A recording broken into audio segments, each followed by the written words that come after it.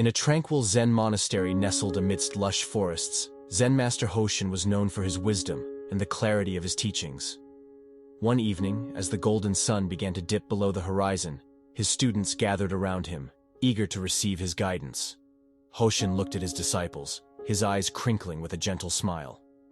"Tonight," he began, "let me share a story that illustrates the importance of remembering your why." The disciples leaned in, their hearts open to receive the lesson. Once, in a distant village, Hoshin began, there lived a skilled and passionate potter named Ryo. His creations were exquisite, each piece a work of art that spoke to the soul.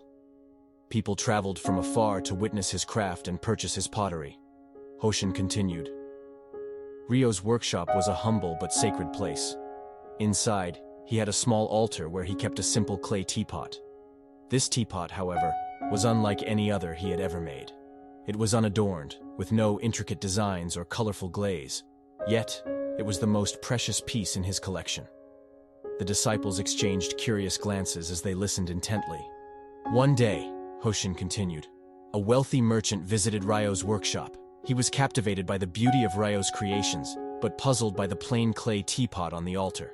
"Why is this teapot so special?" he asked. Hoshin paused for a moment, allowing the suspense to build. Ryo smiled and began to tell the merchant a story. "Many years ago," he said, "I was a struggling potter. I chased after riches and fame, creating elaborate pottery that I thought would bring me success. But despite my efforts, I was unhappy and unfulfilled. One day," Ryo continued, "I met an old monk who shared a simple but profound teaching. Remember your why."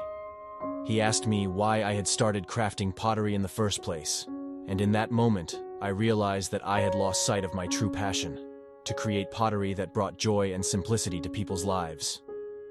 Hoshin's voice carried the weight of the lesson as he spoke.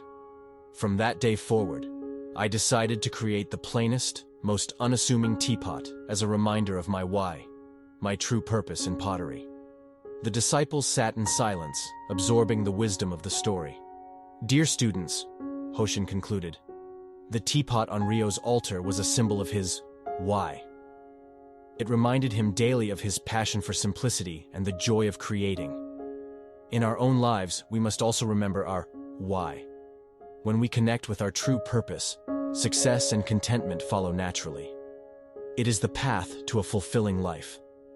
As the sun's last rays bathed the monastery in a warm glow, the disciples left with a renewed understanding of the importance of remembering their why, their true passion and purpose in all that they pursued.